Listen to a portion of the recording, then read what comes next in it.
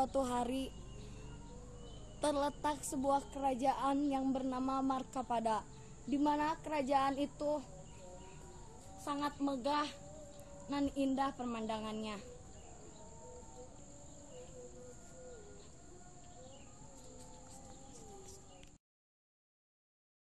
Pada suatu hari, tinggallah sebuah keluarga yang mempunyai satu orang anak yang tampan. Anak itu hidup dengan kasih sayang yang melimpah dari kedua orang tuanya. Karena dia merupakan anak sematawayang dari Raja Nalendra dan Ratu Elisa. Ketika mereka sedang sarapan pagi, muncullah seorang nenek sihir. Siapa kau? Untuk apa kau datang kemari? Saya datang kemari akan mengutuk anakmu yang tampan menjadi buruk rupa. Abrakadabra, kutuk kau menjadi laki buruk rupa.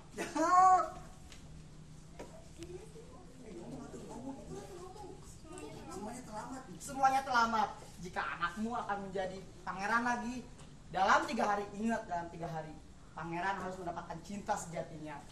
Bagaimana jika anak saya Dia akan terkutuk selama-lamanya. Pangeran pun berubah menjadi sesosok buruk rupa. Nenek sihir pun pergi entah kemana. Oh tidak, anakku wajahmu mengapa seperti ini? Kenapa nama wajahku? Anakku, maafkan ayahanda. Ayahanda tidak bisa menjagamu dari kutukan nenek sihir itu. Raja dan ratu pun segera memanggil panglima untuk mengadakan sayembara. Panglima! Panglima! Tolong carikan jodoh untuk anakku. Baik, Baginda. Panglima pun pergi dan mengumumkan sayembara tersebut kepada rakyat.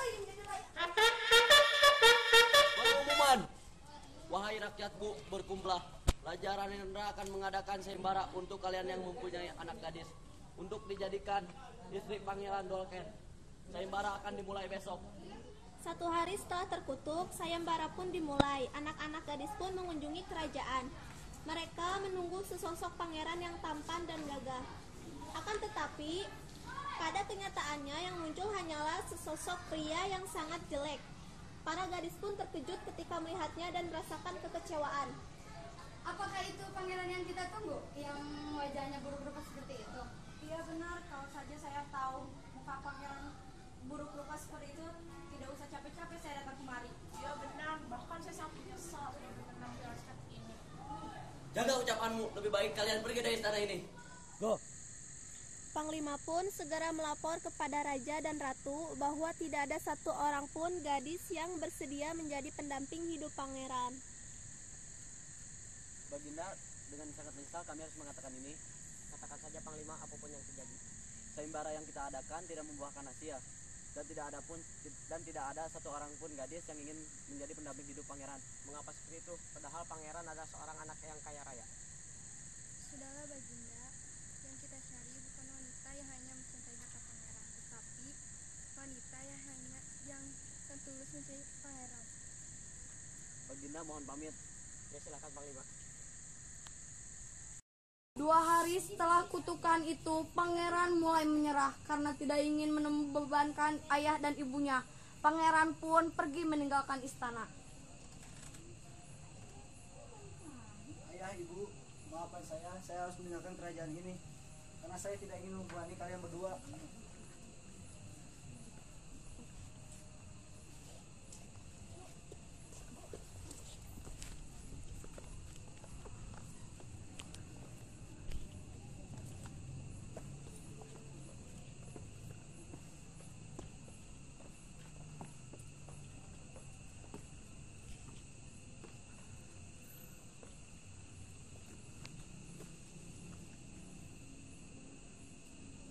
Sang Widi, berikanlah tempat tinggal untukku untuk beristirahat sejenak, karena saya bingung entah mau kemana.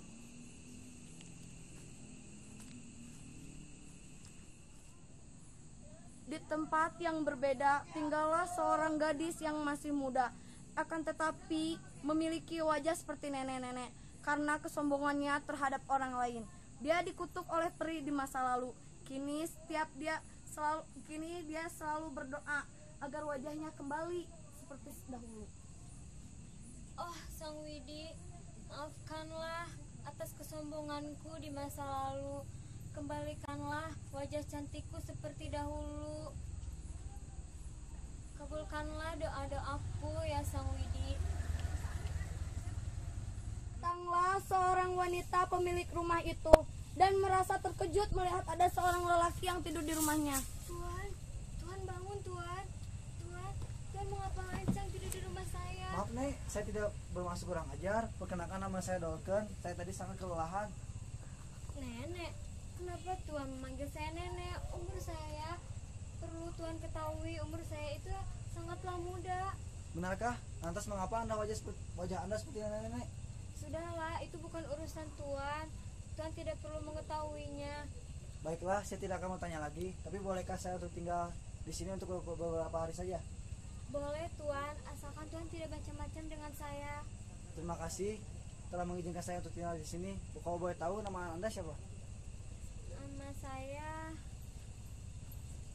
Putri Cime Tuan. Akhirnya pangeran pun tinggal bersama wanita tersebut. Tiba pangeran pergi keluar rumah nenek tua itu. Duduk di bangku halaman. Pangeran melamunkan kejadian tadi ketika pertama kali bertemu dengan wanita yang berwujud nenek itu. Pangeran tersenyum sendiri ketika mengingatnya. Apakah mungkin saya akan jatuh cinta padanya secepat ini? Dan apakah mungkin juga dia akan menerima dengan wajahku seperti ini? Entahlah. Lebih baik saya tidur saja lagi.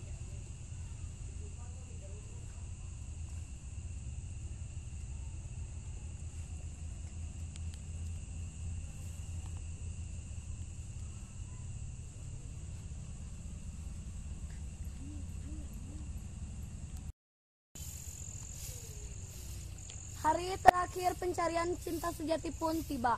Pangeran pun telah terbangun dari tidurnya dan segera menemui Putri Cime yang sedang menyapu untuk mencoba mengungkapkan perasaannya. Ketika itu pun pangeran berlutut di hadapan Putri Cime dan memegangi telapak tangannya. Putri, mungkin ini terlalu cepat, tapi saya benar-benar mencintaimu. Maukah kau menjadi pendamping hidupku? Tiba-tiba sesosok nenek sihir pun datang dan pangeran Jangan pernah mau kau Putri Cime mendapatkan cintanya karena kamu itu hanya dimanfaatkan olehnya. Benarkah saya hanya dimanfaatkan? Perlu kau ketahui, jika kamu memberikan cintanya kepadanya, dia akan berubah menjadi sosok pangeran yang sangat tampan. Sedangkan kau akan menjadi buruk rupa, tua. Benarkah Tuan kau hanya akan memanfaatkanku saja? Tidak Putri, saya benar-benar mencintaimu. dan sesosok peri pun tiba. Diam kau nenek sihir, buruk rupa. Jangan kau menghasut Putri Cime. Diam kau peri jelek. Apakah kau udah akan datang ke sini akan menghasut Putri Cime supaya memberikan cintanya? Putri, bukankah engkau yang telah mengutukku dahulu? Dengarkan aku Putri Cime. Aku mengutukmu hanya ingin memberikan balas dendam atas kesombonganmu terhadap orang lain. Maafkan aku, Peri. Mungkin aku dahulu sangatlah menjadi seorang putri yang sombong. Tapi kini aku telah menyadarinya, Putri. Hei peri jelek, lebih baik ingin berceramah pergi aja ke musola daripada di sini. Diam kau nenek sihir yang lebih jelek dari aku. Sudahlah, kenapa kalian jadi ribut di sini?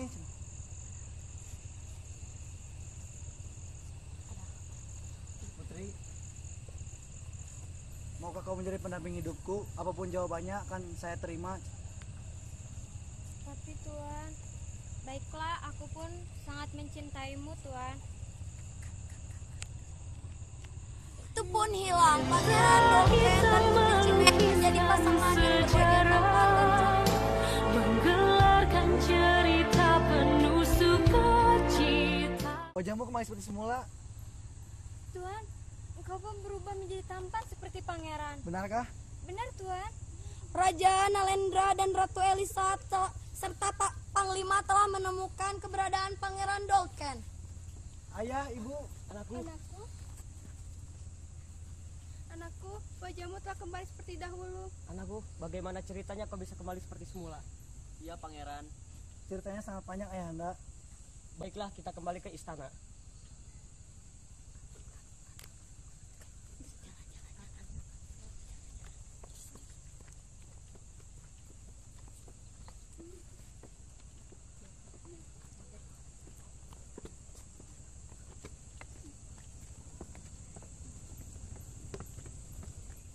sampai di istana dan penobatan untuk menjadi seorang raja pun segera dilaksanakan pada hari itu juga.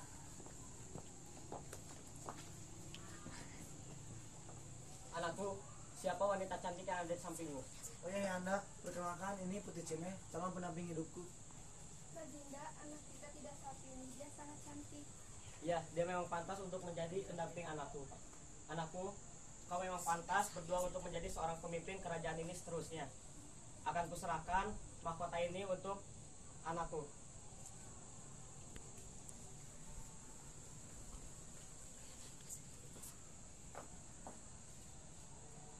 Hidup Pangeran Dolken! Hidup Pangeran Dolken! Hidup Sama-sama anakku, semoga kau menjadi seorang pemimpin yang baik, sejahtera, dan aman untuk rakyat-rakyatmu.